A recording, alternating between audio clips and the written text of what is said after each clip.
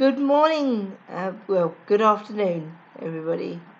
Jade Hamilton here again, and happy Thursday to you. I've got my lovely Thomas James with me. So I've got my own Thomas J with me today, which is appropriate because we're going to carry on with chapter 12 of the Pinballs. As per all videos where I read, all copyright goes to Betsy Byers and HarperCollins. I own absolutely nothing. So make yourself comfortable, grab a hot drink if you've got one, and we'll begin. Chapter 12.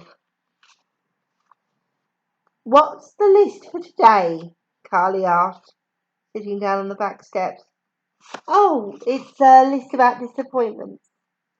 Not another one. That's what all your lists are about. I've never done this one before.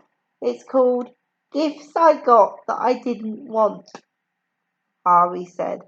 You know, like I was expecting one thing and got something else.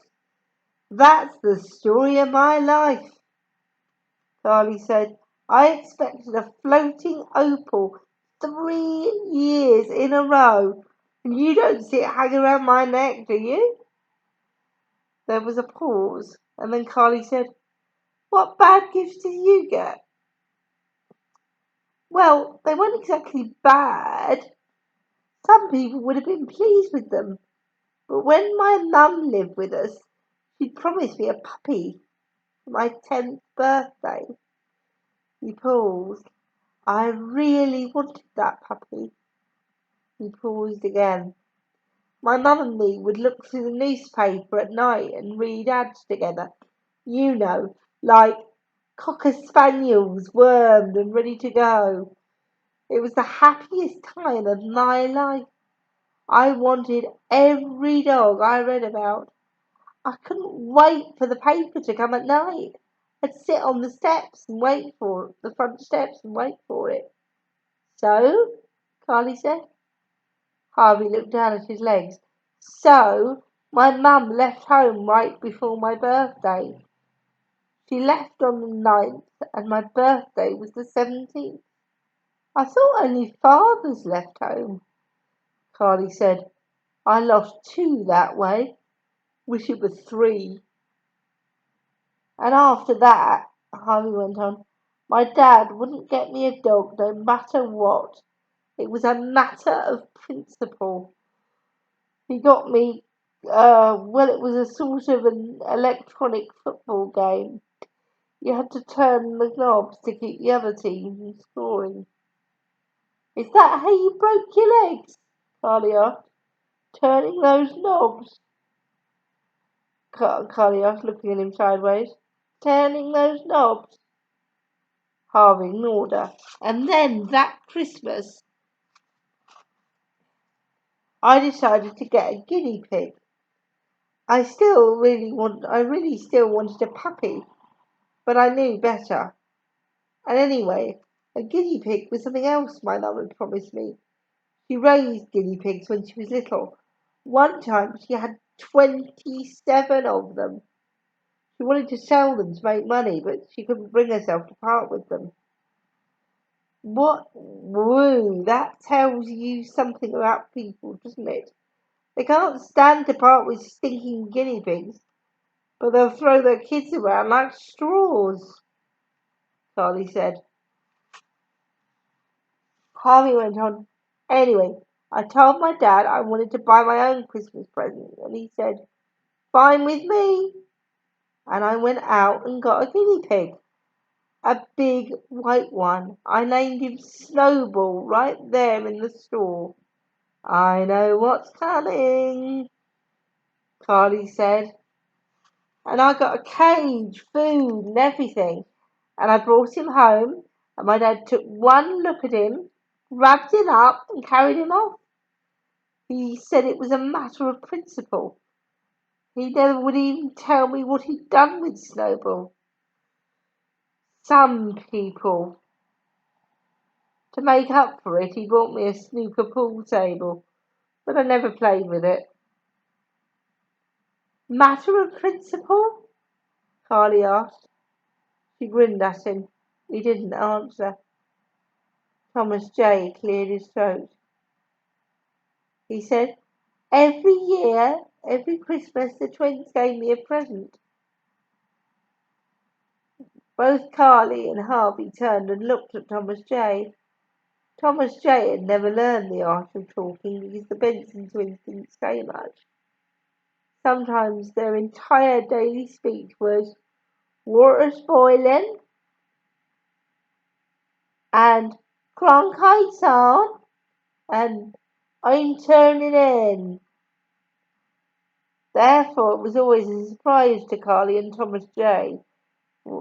Carly and Harvey when he joined the conversation. What'd they give you? Carly asked.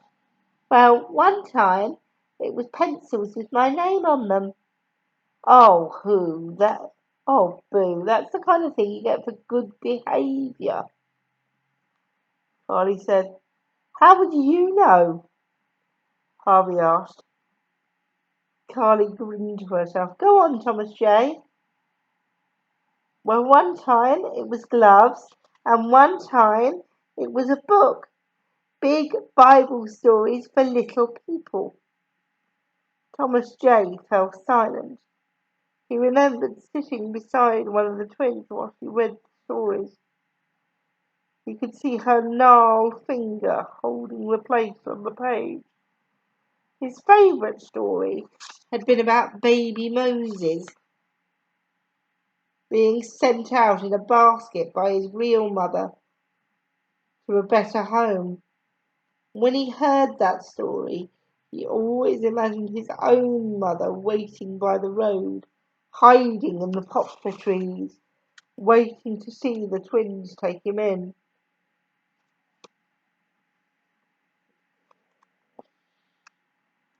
He wished he'd thought to get the book while he was at the house with Mr. Mason. Suddenly he looked up. Oh yes, they also gave me 3 gold coins. Real gold? Charlie asked. He nodded. If I were you, I'd rub them against my skin. If your skin turns green, they aren't real. That's how I found out about my earrings. They turn my ears as green as that grass over there. Lunch! Mrs. Mason called. Woo! Carly said, getting up. Don't tell me she managed to get lunch on the table without the slave of the world to help her. Things are looking up. Chapter 13. After lunch, Harvey persuaded Carly to push him to the library. It's mostly uphill, Mrs. Mason said in a doubtful way. I don't care, Carly said. Harvey and me want to get some books, don't we, Harvey? Carly was willing to go anywhere and do anything. She was bored. It's fairly steep. The library's all the way at the top of Oak Street. I know where it is. And you won't take your hands off the chair. And you won't take your hands off the chair for an instant. Look, glue my fingers to the handles if it'll make you feel any better. I just want to be sure. She put her hand on the back of Carly's neck. And you'll be extra careful crossing the street. I'm always careful with valuable things. Thank you, Harvey said. She poked him. I meant myself. Mrs. Mason looked at them. All right, but you be very careful, Carly. Woo! You'd think you were going to the North Pole. They set out for the library with Carly pushing Harvey in a slow, rhythmic way. I'd like to give Mrs. Mason a scare, wouldn't you? Carly asked. We could get a dummy, dress him up in your clothes, and push him down the street. I'd run after the wheelchair, screaming, Mrs. Mason, help, help! He got away from me! I'd do it if it wasn't so hard, if it wasn't so hot. Mrs. Mason's all right, Harvey said. Well, she hasn't done a sin yet. Charlie kept pushing. That's what I'm going to do a list of. What I'm going to do a list about. People who have done me in. If you did a list like that, how many people would be on your list? Don't give me every name. Just guess at it. Harvey thought of his mother and father. 2, he said. I'd have. Let's see. Carly pushed the chair slower as she thought. First, there would be my father. I mean, I don't know who he is, but he'd be first on the list. You don't have a father? Harvey asked, looking back at her. Of course I have a father, she said. Everybody has a father. Although he's dog in the street as a father. Didn't you learn anything in health and hygiene? She stopped to ease his chair down the curbing. I just never knew my father. He left before I was born. But my second father, he would have to be your stepfather, Harvey corrected. He was a step down, anyway, Carly said. He was a real bum.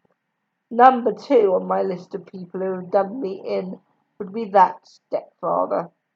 Before he left, he even stole my babysitting money.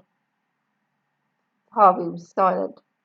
Then my third father, stepfather, if you must. He was the first person who ever wanted to do me real harm. I mean, you're always hearing how dangerous the streets are around, how you're going to get mugged or hit on the head. Well, in the streets, I was perfectly safe. It was when I got home that I got mugged and attacked. Harvey said in a quiet voice. My father ran over my legs. That's how they got broken. He spoke so quietly, Carly thought she hadn't heard right. Ran over them. She stopped pushing the wheelchair altogether. Yes. Ran over them?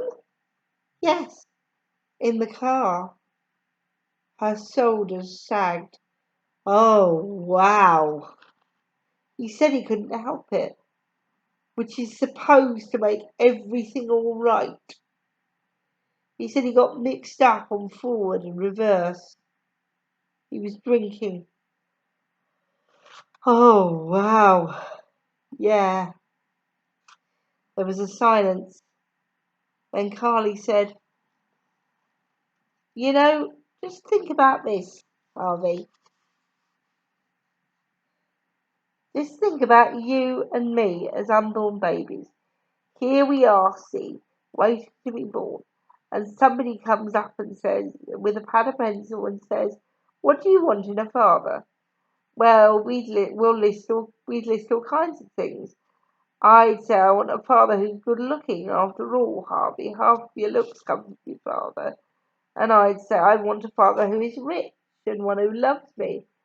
I'd go on and on. She test, she's testing herself against, resting herself against the back of Harvey's chair. Never once would I think to say, I want a father who will stick around. I mean, Harvey, he didn't even wait to see if I was a boy or a girl. He doesn't even know I'm me. She sighed. And you, never once would you think to say, I want a father who will know the difference between forward and reverse in a stupid car. She started pushing again. Faster.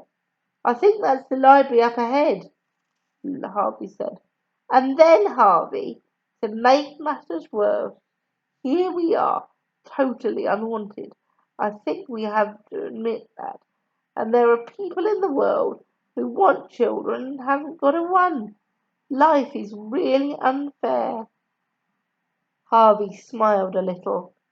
That's something I've suspected for a long time.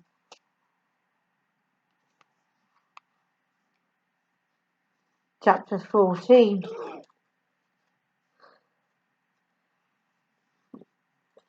I thought you came to the library to check out books, Carly said. Ever since they'd arrived, Harvey had been at a back table looking through old New York Times magazines. Carly had flipped through 17 and Cosmopolitan, and then she'd gone to the librarian's desk. Do you have any movie magazines? No. Comics? No. So now she was ready to go. Get some books and let's leave, she said to Harvey impatiently. I'm staying until I find an article I'm looking for. Harvey said, turning the page in a determined way. What's it about? If you must know, the article's about my mother. What did she do to get in the newspaper? Well, she went to live on this farm in Virginia with some people. They were going to start a new way of life, and that's what the article's about. I want to find out exactly where the farm is. What? What for? So I can write her. Why don't you just ask your dad where the farm is? He's bound to know. You had to send the divorce papers somewhere. He wouldn't tell me. He wouldn't even talk about her. He bent over the magazine again. If my mum knew I was in a foster home, if she knew about these broken legs, well, she'd come and get me. I know she would. And take you to the farm? Yes. Where you'd live happily ever after? Yes. Carly was silent for a moment. Then she said, Didn't your mum ever write you? Oh, sure she wrote. Well, wasn't there any return address? I never got the letters. Oh, sure she wrote, but you never got the letters. Just like my mum wrote, but I never got the letters. No, she really wrote. I know she did. Only my dad tore up the letters. He closed the magazine and picked up the next. The article has to be in one of these. I'm getting bored, Carly said. Aren't there any cute boys in this town? She spun around. Hey, I think I'll go see if they have Appalachian Nurse. She went back to the desk. Suddenly, Harvey came upon the article about the farm. When he saw the picture of his mother making the hammock, he felt as if his heart had blown up like a balloon.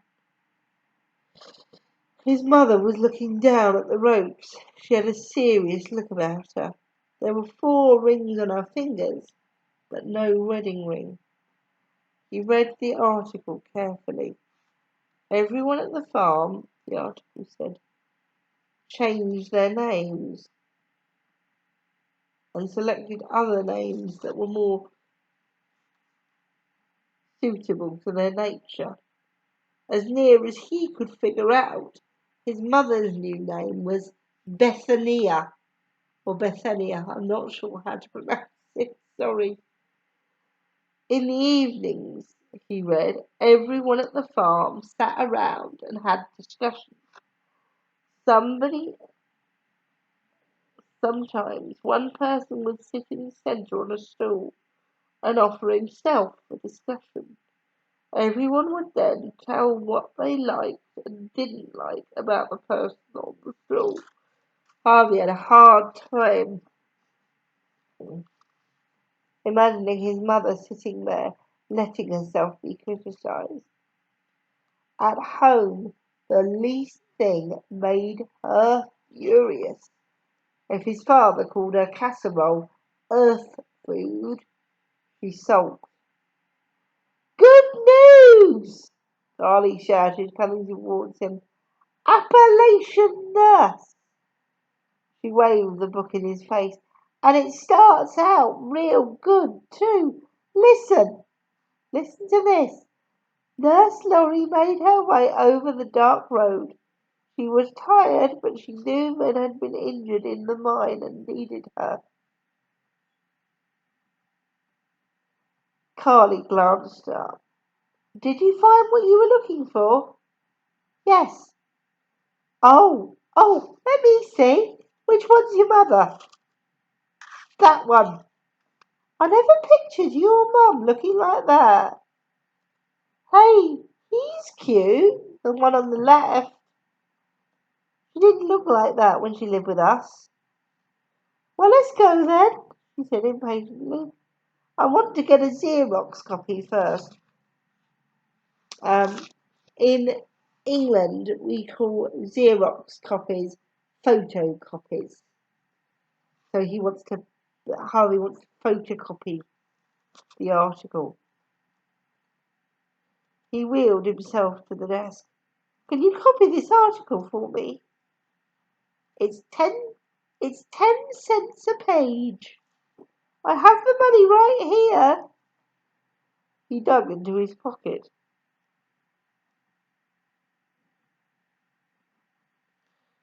Carly said, "Listen to this." In the depths of the mine lay Michael. One of his arms was caught under a mine timber. Carly glanced up. "See, they're begging Laurie not to go in, but because of the danger, but she's going in anyway." She flipped through the pages. "This is really good. Here's the end." Michael looked at Laurie.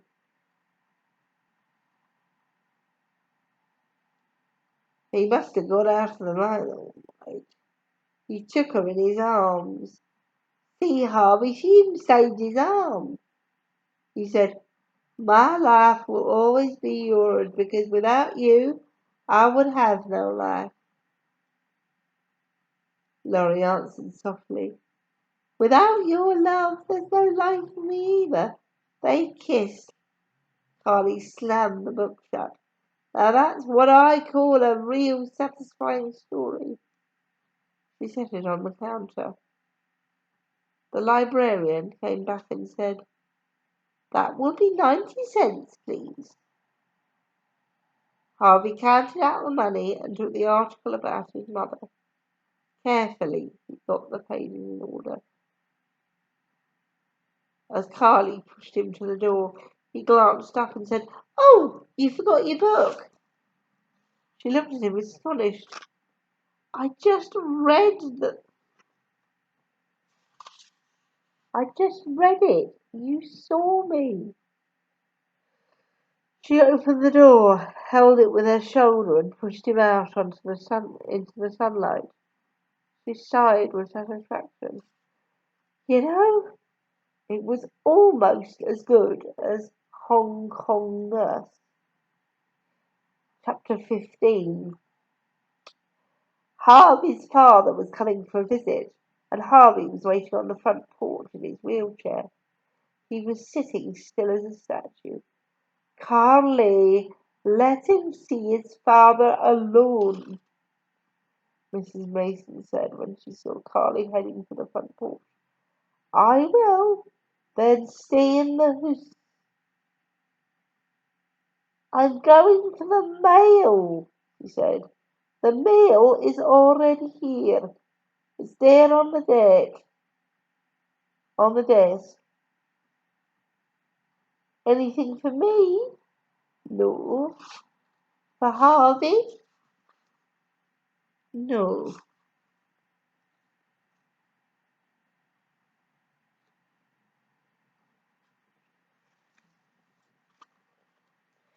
"What's wrong with the mail these days, anyway?" Carly asked. "People are going to quit buying stamps if the post office doesn't start delivering letters." She kept going towards the porch. "Carly," Mrs. Mason warned, "I mean what I say. I don't want you out there when Harvey's father comes." I won't be. I'll come back in the house as soon as he gets here. I just want to get a look at the kind of creep who runs over his own son's legs. Who told you that, Carly? Harvey told me. She turned. I wonder if you had the nerve to come driving up in the same car.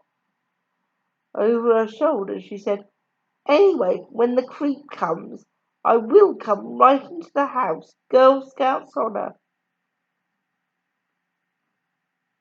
Before Mrs. Mason could say anything else, Carly went out onto the porch. She sat on the railing in front of Harvey. Harvey was too nervous to fidget. He was sitting with his hands tightly clenched, his teeth clamped together. He'd not seen his father since he came. Masons are the only thing he could remember about his father.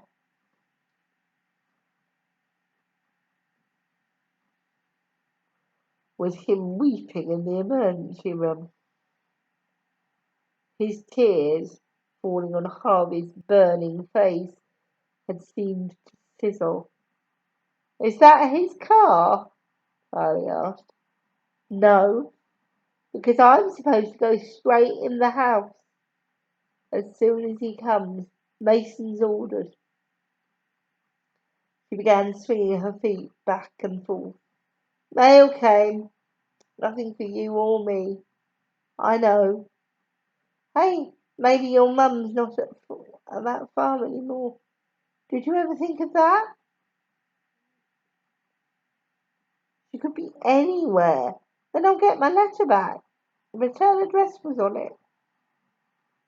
I know my mum got me letters. She just won't answer. For all I know, she's left the state. Carly kept swinging her legs back and forth, hitting the heels of her sandals against the railing. If you weren't in that wheelchair, we could go looking for your mother. What? Yeah, she said. She was pleased with the thought. We could just take off. I'd really like to see the farm. I'm bored with this place anyway, aren't you?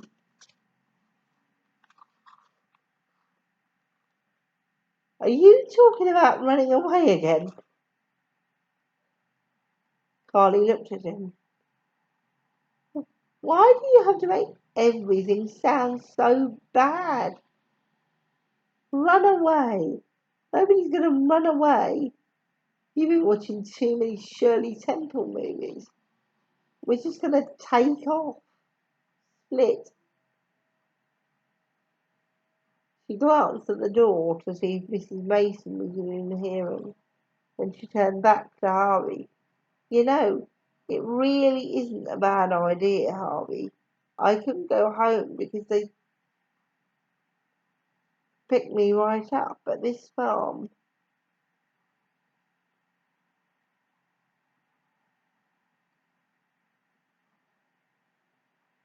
No.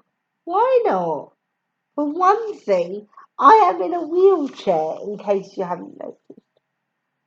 Listen, the wheelchair would make it easier. It makes you look pitiful. Nobody would turn us down for a ride.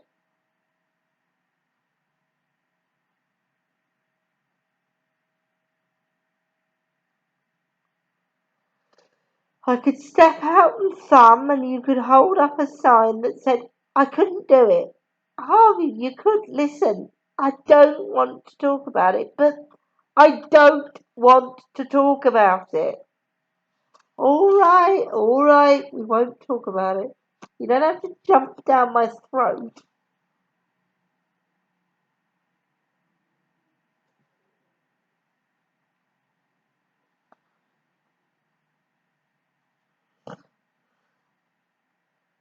She paused, then said, Anything interesting in your lists lately? What? Your list? Anything interesting? Oh no. Harvey's eyes were on the street. His father would have to come over the crest of the hill. What's your latest list about? What? Oh, Harvey touched his forehead. He was too nervous to remember. He said, "Oh, I don't know. Let's see. Oh, yeah, it was just something I read that interested me. Nothing important." "What?" "I read somewhere that one day everybody will be famous for 15 minutes." "Woo! If that's true, I wish my 15 minutes would hurry up and come. I am so bored. And I'm making a list of ways. If I get the 15 minutes of fame, well, the ways I would want it to be." "Well, what do you want to do? Splash down in the Pacific in a rocket ship? Discover a new germ?"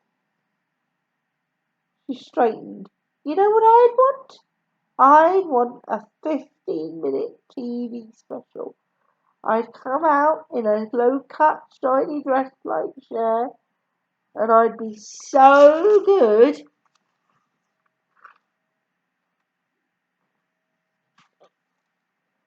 that everyone would say, 'Who's she?' And she's going to be a star." Carly grinned. That was my That way my 15 minutes would just be the beginning of a whole lot of 15 minutes. I'd stretch it out like an all-day sucker. Harvey was still looking at the top of the hill. "I keep hearing a car, but I don't see it." Carly said quickly, "How do you want to be famous?" "I don't know. I forgot what I put down now." He looked down at his legs.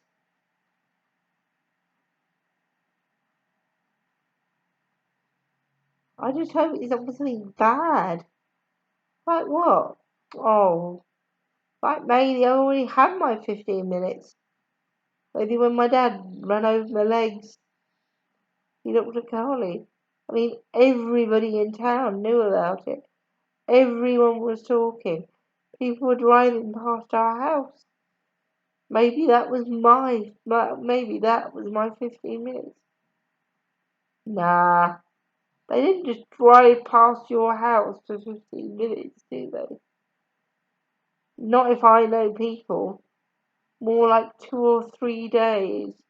No, you're going to be famous. Hey, you'll be a writer. I know you will. I know you will. You'll write bestsellers." "I don't know. Look, I was in the newspaper too one time. Only they just called me a juvenile. You think I consider that fame? A juvenile? Nah. It's got to be more than that. You'll be a famous writer, and then you can write a movie for me. I'll get to be a star that way." "That's his car," Harvey said abruptly. He made a move as if he was trying to get to his feet. Pain shot through his legs. "Are you sure it's the same car?" Harvey got to her feet. "Then I'll go inside as promised." She turned at the door. She turned. "If you need me, I'll be right in the living room." She got serious. "You wouldn't believe, Harvey, what good help I can be in a fight."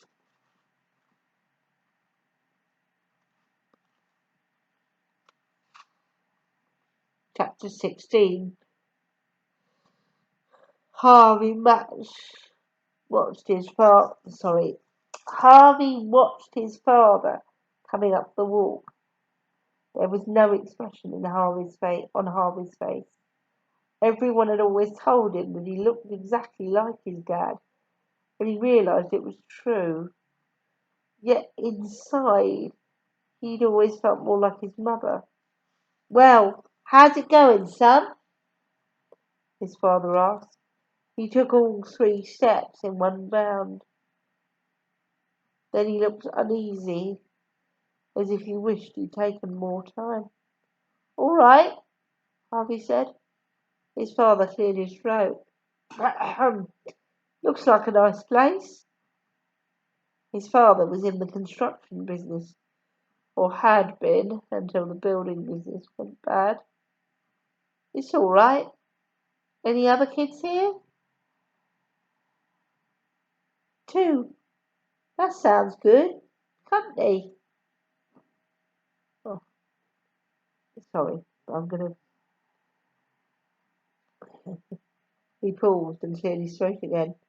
And he said more seriously, "What kind of kids are they? They're all right. I mean, kids in a foster home. Well, you never know." "I'm here," Harvey said. "Oh, well, yeah." Harvey's father had still not looked directly at him. "And the legs?" he asked in a lower voice. "They're all right," Harvey said. "Well, that's good news." He paused and then sat in the wicker rocker.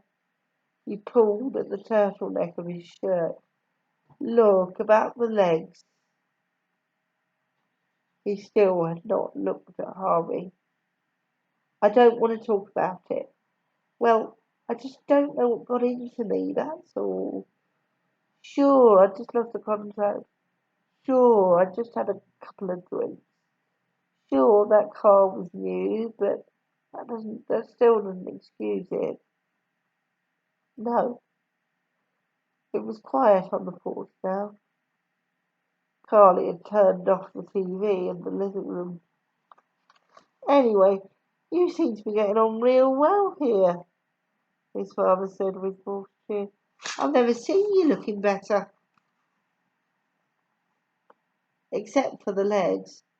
"Oh, well, yeah, sure." There was another silence.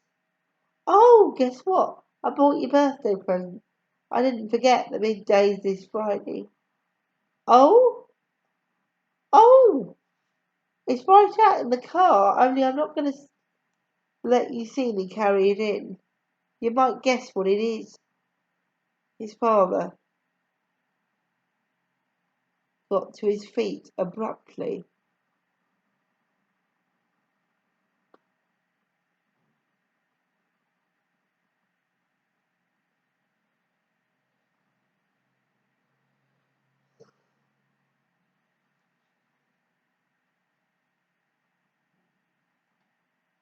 "Well, what do you say?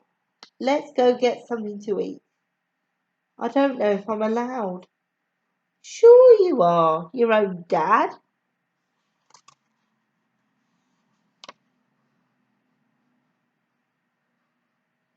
He went to the door. "Mrs. Mason!" Carly's face popped into view as quick as a jumping jack's. "I'll get her." She ran into the dining room. "Mrs. Mason, Harvey's father wants to talk to you. He wants to know if he and Harvey can go get something to eat."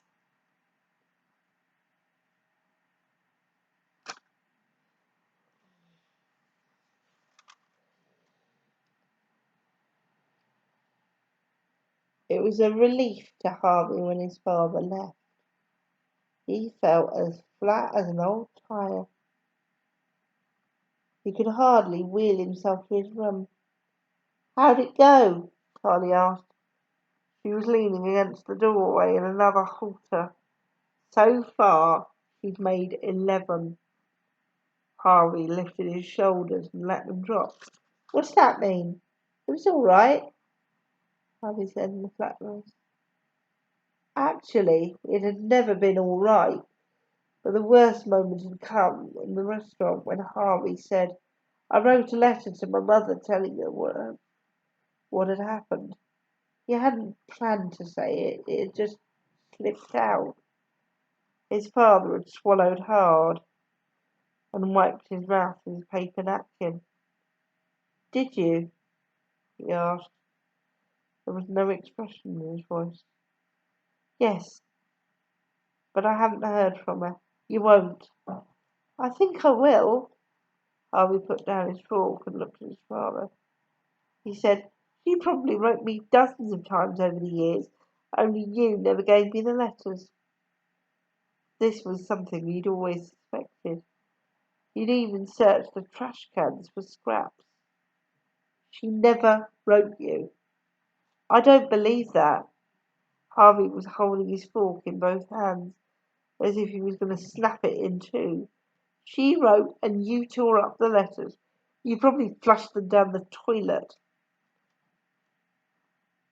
He looked across the restaurant at a fat woman begging her son to eat just one more French fried potato. Look at me, son. Harvey's father's voice sounded so low and strange that he had to look. She never wrote you, he said.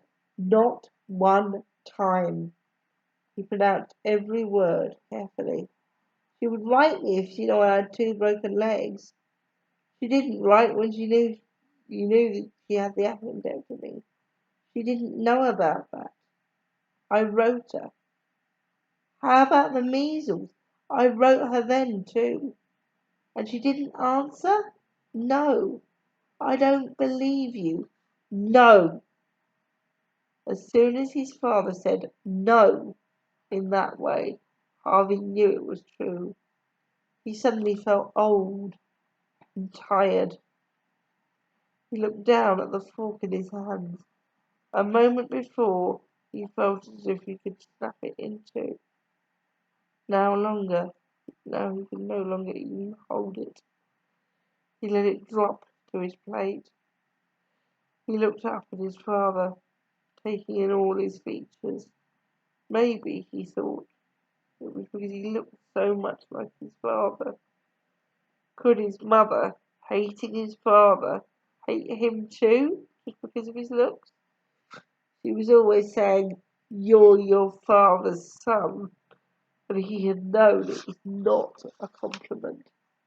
But could she hate him because of his looks? Eat your supper, son. All right. Is your steak too tough? No. Well, eat. Harvey picked up his fork. He barely had strength to move his baked potato. Finally, he managed to cut his baked potato so it looked eaten, and to hide some of his steak, but he couldn't eat a bite.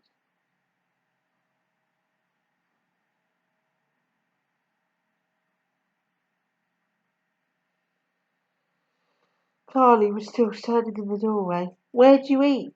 she asked. "Bonanza." "Lucky! We had tuna casserole. One night I'm going to make tacos for everybody. Are they good?" Carly stood in the doorway, watching Harvey's back. Harvey was trying to get the strength to lift himself onto the bed.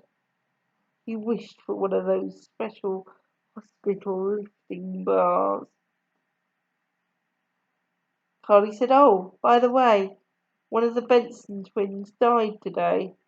You know the old lady Thomas J. used to live with?" She came into the room. "Or did you hear about it?" "No." "Heart failure." "Oh, it was Jefferson that died. Hey, and guess what the other's name was?"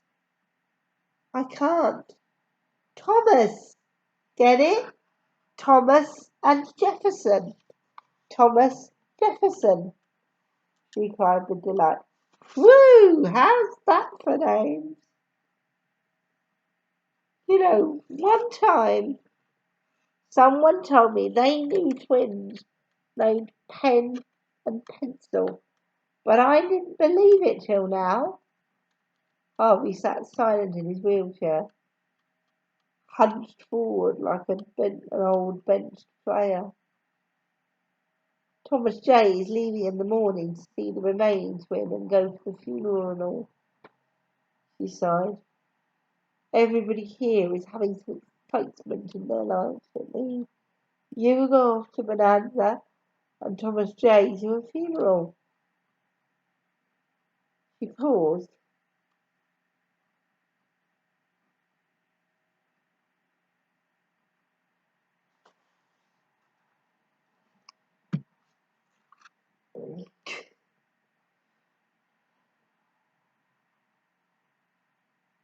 I was just saying, I don't think I can make it, he said. Oh, what? What? Oh, you want to lie down? Here, I'll help you. She started forward. No, I don't think I can make it. Period. Carly stopped in the middle of the room and she realised Harvey was talking about more than getting in bed. Harvey, you've got to make it. I really don't think I can. Because, Harvey, listen, you're one of us. You and me and Thomas J are a set. And I've got used to you, Harvey. When I get used to somebody, I don't want anything to happen to me. She walked over to his wheelchair. Look at me, Harvey. No, look at me. He glanced up. His face was pale. His eyes were dull. His lips had a smudged look. I promise you can make it, he said. He lowered his eyes. And I don't make promises easily, Harvey. I promise you can make it. After a moment he said, I really don't think I can, in a flat, quiet voice. Carly stared at Harvey. Then she closed her eyes. She said, You know, when I get my driver's license, the first thing I'm going to do is find your father and run over his legs. See how he likes it. She stamped out of the room and into the kitchen. I never thought I'd say this, Mrs. Mason, but give me something to do. You want to work, Carly? I've got to take my anger out on something. Chapter 17. Thomas J didn't want to go back to the hospital. There was something upsetting about seeing only one twin, because the Benson twins had never been separated before in their lives. Other twins, Thomas J knew, went to different schools and moved to different towns, but not the Bensons. They had stayed together and looked alike all their lives. They'd never even worn different dresses. People took their picture in town sometimes. As they drove to the hospital, Mr. Mason said, I know this is hard for you, Thomas J. I remember my first funeral. Thomas J looked up at them. It was an old man who worked for my father, Mr. Joe, they called him, and Mr. Joe was laid out in his house. I don't know what laid out is. Well, it just means he was in his coffin there in his house. Oh, and I remember my daddy picked me up so I could see Mr. Joe in his coffin, and my knee must have hit the coffin and jammed it, and Mr. Joe's mouth came open. I will never forget that. I ran all the way home, 17 blocks, hid under the bed. Oh, kids don't do that anymore. Here, hide under the bed. But we were always doing it if we were scared or wanted to cry without anybody seeing us. Thomas J was quiet for a moment and then he said, It's not really the funeral that I'm worried about. I'm not scared about that. What are you scared about, Thomas J? Well, going to the hospital. Well, going to the hospital. Why's that? I don't know. It's just something I can't put into words. It's just standing there and just one twin and all, and not knowing what to say. Only sometimes you can do a person a real favour by just standing there, Thomas J. Just the fact that you're there can be a comfort. I don't feel like a comfort, Thomas J said. I want to say something, but I can't. One of them's already dead, and last time I didn't hardly say anything. I won't be able to say anything today either. I know I won't. Mr. Mason looked at him. I'll tell you something, Thomas G. I never told this to anybody in my life, but when I was your age, my mother died. Now she was a good woman, real good, but she was never one to show affection. The twins were like that. I can never remember my mother hugging me or kissing me. Not one time. I don't remember the twins doing that to me either. They patted me one time when I found their father's watch on my head and shoulders, but the word love was never mentioned in our house that I can remember. Mine either. So I went to the hospital and I was standing there by the bed, just like you, not being able to say anything. And all of a sudden my mother opened her eyes and said, Colin, that's my first name. She said, Colin, tell me you love me. Well, I just stood there like a stick. The word love had never been said to me my whole life. Mine either. I mean, I know she loved me. I guess she did anyway. And she took good care of me. And I must have loved her. But I'd never said the word in my life. I hadn't either. So I just stood there. The nurse punched me in the back and said, say it, because she knew my mother was dying. And my dad yanked my arm and said, say it. And I just stood there. I did love her, I guess, but my throat was as dry as sandpaper, and I couldn't say a word. I couldn't have either. Well, finally, the nurse, bless her heart, stepped up to the bed and said, he said it, Mrs. Mason. He said it real soft, but he said it. He loves you. And my mother smiled and closed her eyes, and that was the last time I ever saw her alive. To this day I'm grateful to that nurse, Miss Brown, her name was, for helping me out. It was nice of her. Thomas J. paused and thought, if mothers wanted them to tell you you love them, they should start real early, training you to do it. This was the longest and deepest speech Thomas J. had ever made, and he looked quickly at Mr. Mason to see what he thought of it. Mr. Mason was nodding. I think you're right, Thomas J. He kept staring at the road ahead.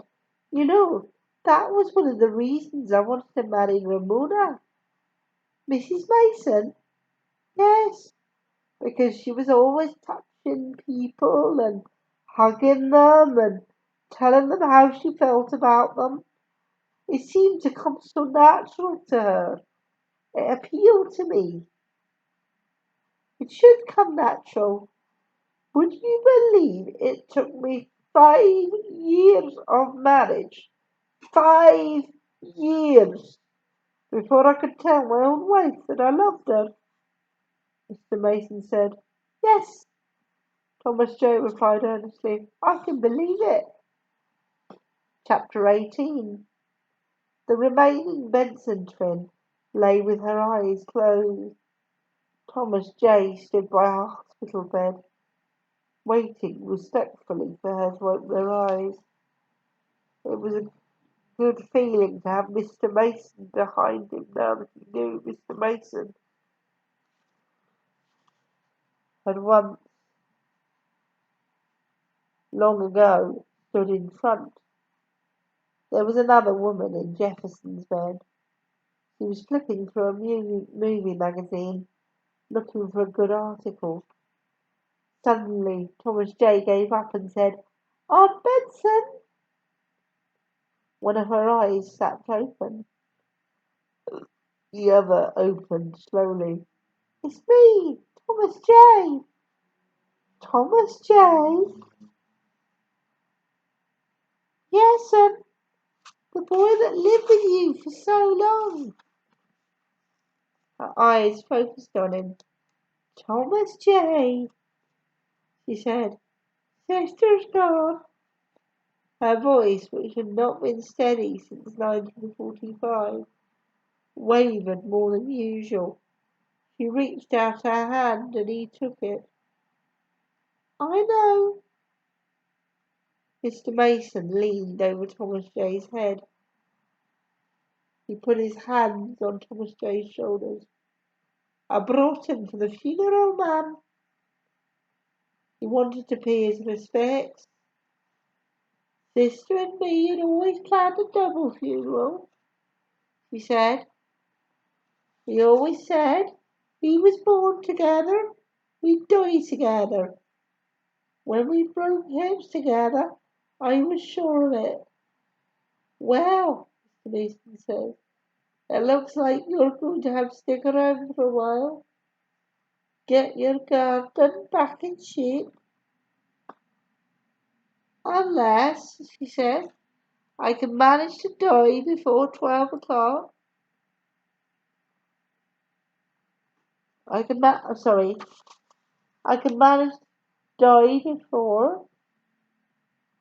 She broke. She broke off and made a feeble attempt to lift her head. When's the funeral? 2 o'clock? But you... Unless I can manage to die before 2 o'clock, she said, lying back on her pillow. It's 12:15 now, the woman in the next bed said, folding her magazine to read an article about Liz Taylor's facelift.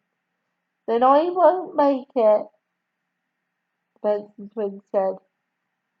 She closed her eyes. After the funeral, Mr. Mason remembered to pick up some Kentucky Fried Chicken. It'll be a nice surprise, he said. We forgot last time, remember? I thought they were going to tar and feather us. Thomas J. nodded. Harvey will be pleased.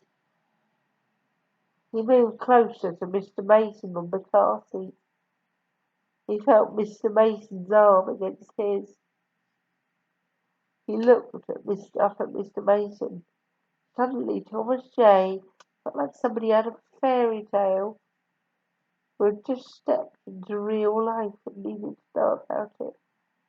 He said to Mr. Mason, Tell me some more things that happened to you when you were little. Carly was washing the dishes hard. There were only a few of them, so she was giving each her full attention. Mrs. Mason smiled at her and said, You don't have to wash the flowers off the flowers too. I can't help it, Carly said. Harvey's father makes me so mad. Harvey couldn't even eat his Kentucky Fried Chicken tonight.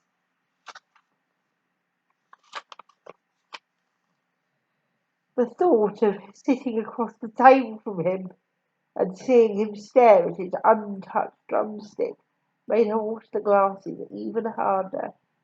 Hey, if you don't want your chicken, I'll take it, Carly said to get a rise out of him. At her house, a person would eat anything if he thought someone else wanted it. But it hadn't worked with Harvey. Mutely, he had handed her the drumstick. She finished rinsing the glasses and dried her hands. He just looked so sad, sitting there staring out his window. He's not pouting or sulking or anything. He's just sitting there. I know. You know, if they made a target of him, of the way he looked from the back, and they set it up in the firing range, or nobody could shoot it. Mrs. Mason took the dishes from the drain and dried them in a slow, careful way. Carly stared at the sink. He looks like he's already been shot. Carly, Mrs. Mason said, do you remember I said I thought you could help Harvey?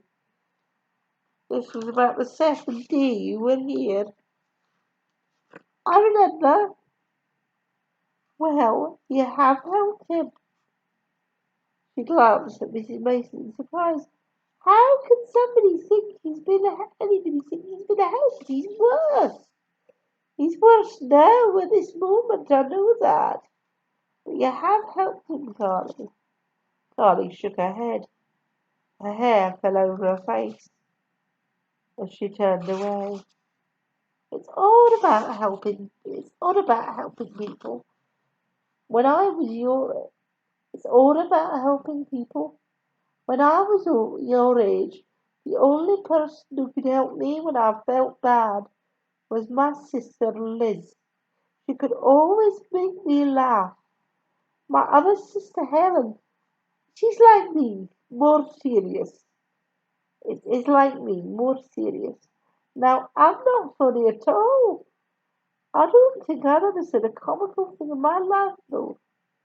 And your other things, though. Your other things, though. Thank you, Carly, Mrs. Wilson said.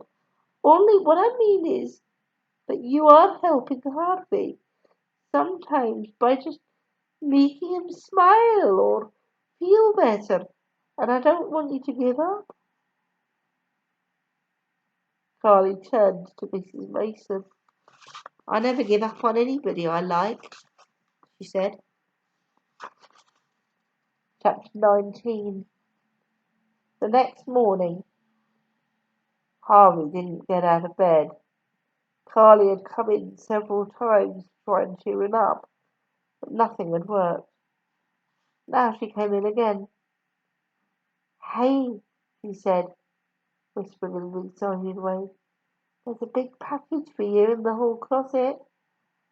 My birthday's this Friday, he said, staring at the upper bunk. This Friday? You didn't tell me that. Now I have to get you something. What do you want? Name anything under 15 cents and it's yours. Didn't answer. Hey, I've got an idea. Look, why don't you go ahead and open up your package now? Mrs. Mason won't care and it will cheer you up.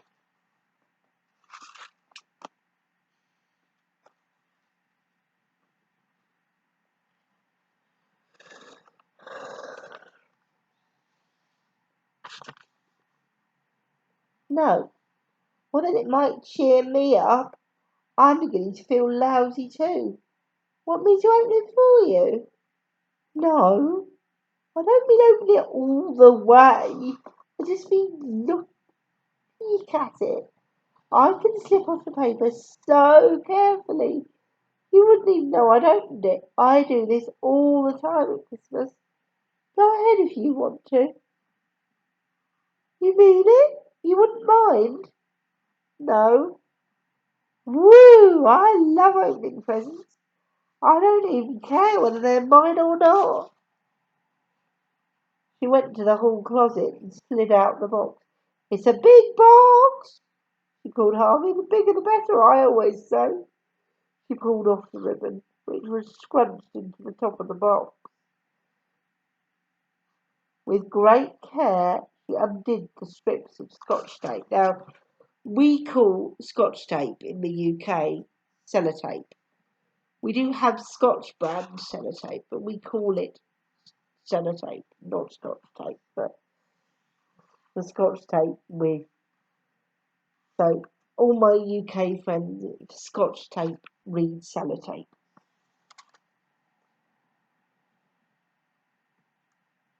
With great care, she undid the strips of Scotch tape. She opened the end. When she saw that it was a portable colour television set, her breath eased out in one long sigh. Oh, wow, she called out. You're going to really like this. Carefully, she retaped the paper, punched the bow back in the original hole, and slid the box back into the closet. Then she went back to Harvey's room and leaned against the bed. Guess what it is, she said. A TV? What? A TV? She was startled. She tried to bluff. What makes you think it's a TV? I saw my father carrying it in. Well, I'm not saying whether it is or it isn't, she said. She was disappointed. She loved to make people guess things. She'd been looking forward to a long session with Harvey. He'd say, is it something useful? She would say, yes. Is it different colours? Definitely yes. Does it move? Well, it doesn't, but something about it does. Now the game was ruined. She glanced down and Harvey looked so miserable. She forgave him. She knelt by the bed. You know, if you really want me to, I'll go to that farm in Virginia, Harvey, and get your mother. No, I wouldn't mind. But I wouldn't mind, really. I could make a hammock or two there while I'm there. Bring you one for your birthday. No, she got serious. Look, Harvey, if your mother knew that you had those two broken legs and that your father did it, she'd come get you. I know she wouldn't. No! Well, I can. Well, I can go if you want to, Harvey. You can't stop me. No! The word was so agonized that Carly stepped back from the bed. She stayed without speaking for a moment and then stepped forward. Oh, look, she said. I got some little decals and put them on my fingernails. Sorry, Tommy? What's a decal? It's like a little sticker thing. Carly's got some special nail art ones that you stick on your fingernails to make them look pretty. I put them on my fingernails. Did you notice? She waved her fingers in front of Harvey's face. He closed his eyes. I saw them. And would you put some on your toenails? No, just on your big toenails then. Oh, come on, it'll be fun. She yanked down the sheet. People don't look at your legs. People always look at your legs because they stick out and the decals will be a nice touch. Give them a smile. Which would you rather have? Flowers or little black poodles? No. Carly bent closer. Hey, wait a minute, she said. Did you know that your right toes are redder than your left ones?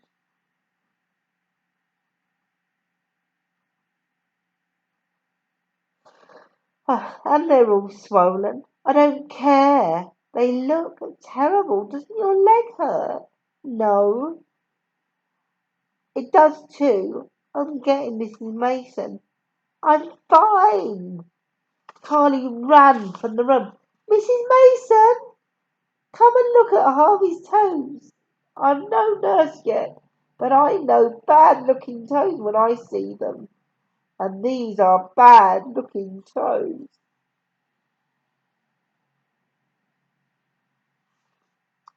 Oh dear. So Harvey's a bit poorly. Sounds like he might have got an infection, bless him.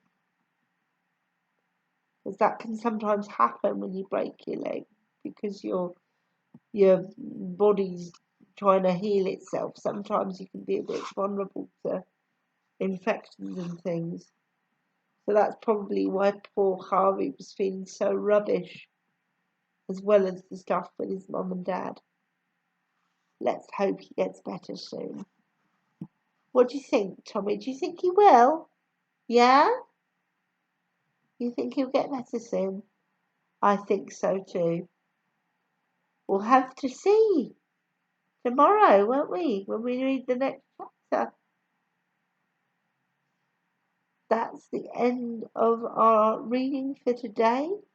Thank you so much, everybody, for watching, subscribing, commenting. It really makes my day when you do.